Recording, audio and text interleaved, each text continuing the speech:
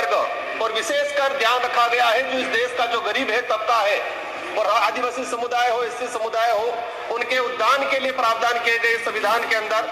लेकिन आज बड़े दुख के साथ कहना पड़ रहा है कि 75 वर्ष हो गए, लेकिन संविधान के अंदर जो आदिवासी समुदाय के हित में जो प्रावधान बने हुए हैं, अनुच्छेद 244(1) के अंतर्गत 5वीं अनुसूची, अनुच्छेद 244(2) के अंतर्गत 6ठी अनुसूची के तहत अनुसूचित क्षेत्र जनजाति क्षेत्र के प्रावधानों को आज तक धरातल पे लागू नहीं किया गया है।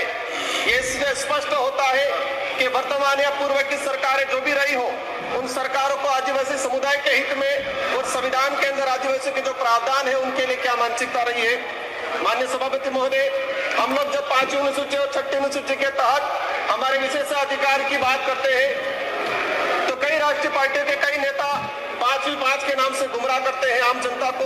बड़े दुख की बात है कि 5वीं अनुसूची और 6ठी अनुसूची क्षेत्र में रहने वाली आम जनता को आज तक इनके अधिकारों के बारे में नहीं बताया गया, नहीं पता चला उनको।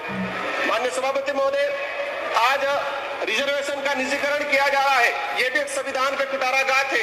जातिगत जनगणना की लंबे समय से मांग चल रही है, जातिगत जनगणना नहीं हो रही है, यह भी एक संविधान पे कहीं के कुटाराघात है। मणिपुर की जो घटनाएं हुई है उससे भी यह सिद्ध होता है कि संविधान पे कहीं के कुटाराघात है। माननीय सभापति महोदय, इस अवसर पे मैं भीमराव अम्बेडकर जी, बाबा साहब, जयपाल सिंह मुंडा, नेहरू जी, ऐसे कई महापुरुषों को याद करना चाहूंगा जिन्होंने इस देश को शानदार संविधान दिया है। और इसी अवसर पे आज ही के दिन जो शहीद हुए सैनिक हैं, इनको भी नमन करना चाहूंगा।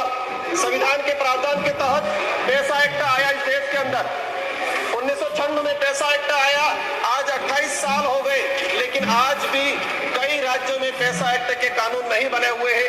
माननीय सभापति महोदय, पैसा एक्ट में प्रावधान है कि शेड्यूल एरिया के अंदर जो भी जमीन है, कोई भी उद्योगपति या कोई भी गवर्नमेंट लेती है तो उसको पैसा एक्ट की ग्राम सभा के तहत अनुमति लेना अनिवार्य है। लेकिन आदिवासी क्षेत्र के अंदर देखा गया है कि राष्ट्रहित के नाम से भूमि अधिग्रहण की जाती है, पैसा एक्ट को नजरअंदाज किया जाता है। हमने कई जगह देखा खनन के नाम पे पैसा एक्ट के तहत ग्राम सभा का बिना परमिशन के और लिया गया। कहते हैं राष्ट्रहित, आदिवासियों का घर उजाड़ के किसी उद्योगपति को जमीन देना कौन सा राष्ट्रहित है। आप देख सकते हैं, सबसे बड़ा उदाहरण है हसदेव का, जहाँ पर फर्जी ग्राम सभा गठित किया गया।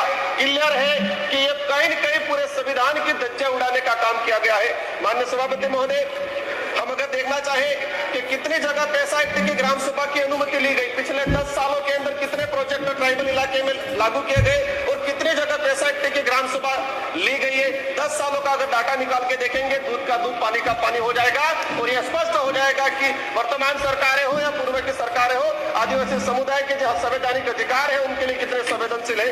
माननीय सभापति महोदय,